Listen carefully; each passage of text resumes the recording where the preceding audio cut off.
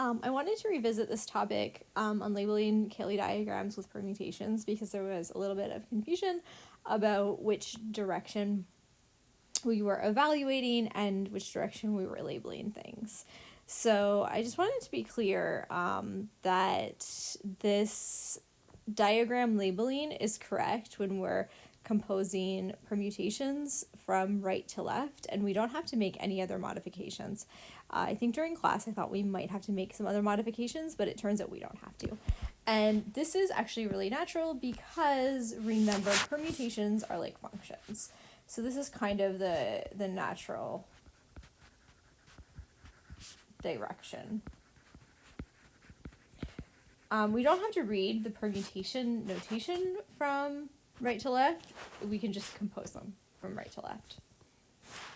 Okay, so how do we know this? So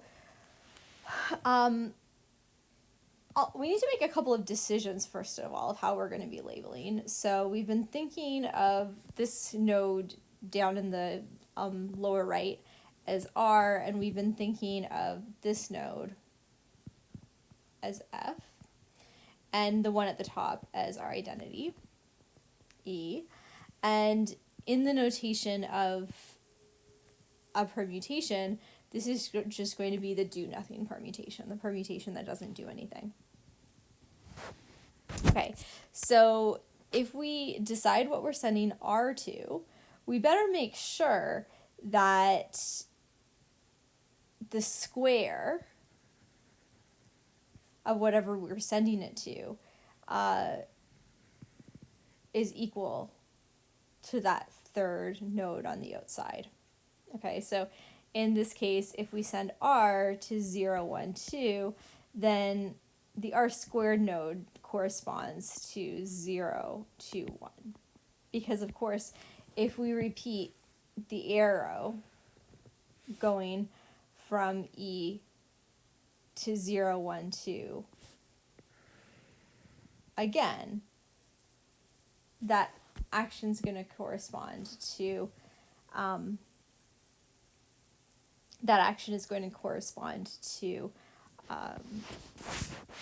that permutation squared. Okay, so we can check this by just seeing what the permutation composition does to every element.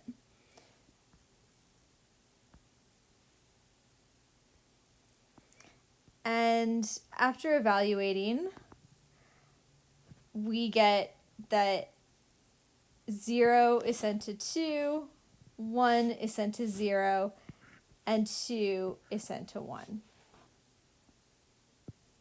Just like in the original. Okay, so we get a big check on all ends. Since each of our three numbers is sent to the same thing, they're the same permutation. They represent the same permutation on the left and the right. Okay, so that is okay. So our outside labeling is okay. How can we check that our inside labeling is consistent? Well, if F is going to 0, 1, 2, then we should make sure that the R's and the F's are basically labeling okay. Again, when I'm referring to the R's and the F's, I mean the old labeled nodes, R's and F's. So in this case, if I take the path RF, I'm going to end up at the 0, 1 node. And that is a new labeling for us. Okay.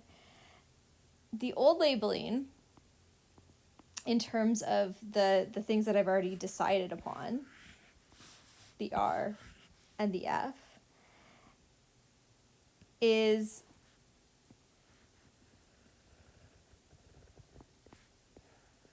the R labeling, 0, 1, 2, and the F, the 1, 2. Okay?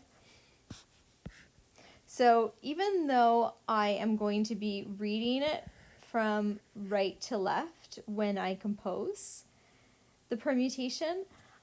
When I read my diagram, I'm still writing it down from left to right, which is something that I was confused about in class. I wasn't getting correct in class. I think that caused some confusion. So let's see what we do to every element. So obviously the target just switches 0 and 1, and so the first permutation keeps 0 the same, and then the second one sends 0 to 1, and then in the first permutation, the one on the right, 1 goes to 2, and then 2 goes to 0. And then as for 2, it goes to 1, and then in the permutation on the left, the second one that we evaluate, 2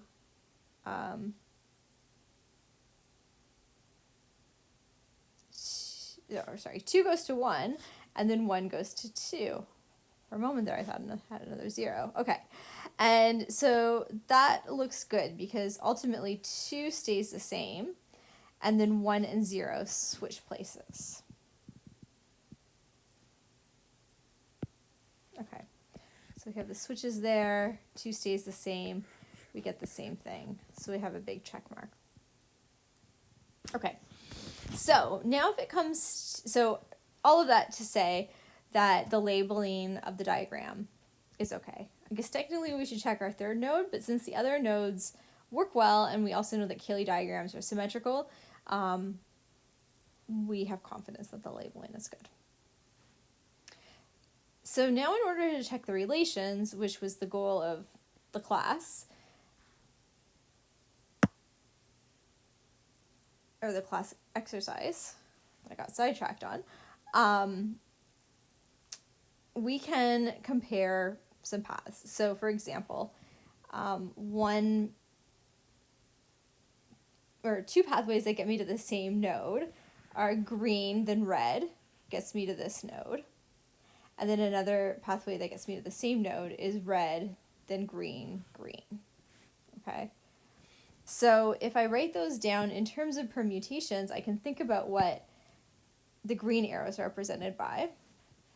Green arrows represented by the 0, 1, 2 permutation, because that is where I get to when I start at the identity and I follow the green arrow. I end up at 0, 1, 2.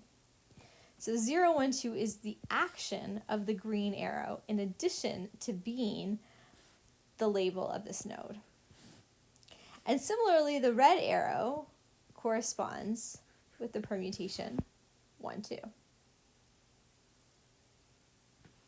So if I want to write down the relation from this green, red, red, green, green thing that I noticed, the green, red is going to be 0, 1, 2, 1, 2.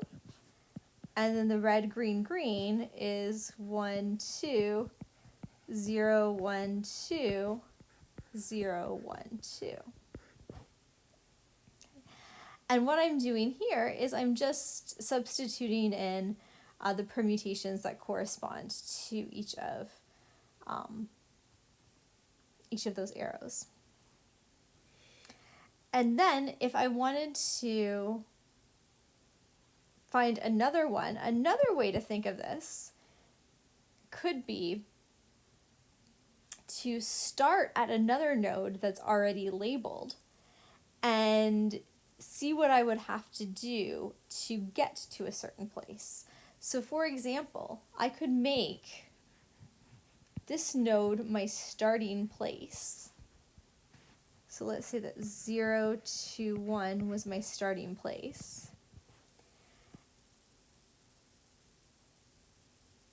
And I could follow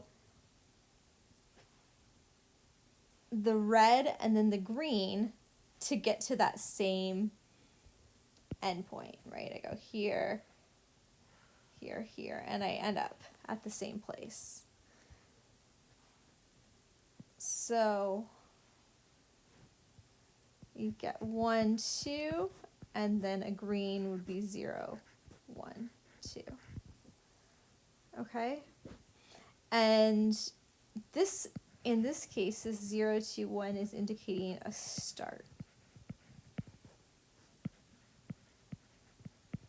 And in all other cases, the permutations are indicating arrows. So you should be able to check all of these composing from right to left, and hopefully they should be okay. Okay. Hopefully that clarifies some things.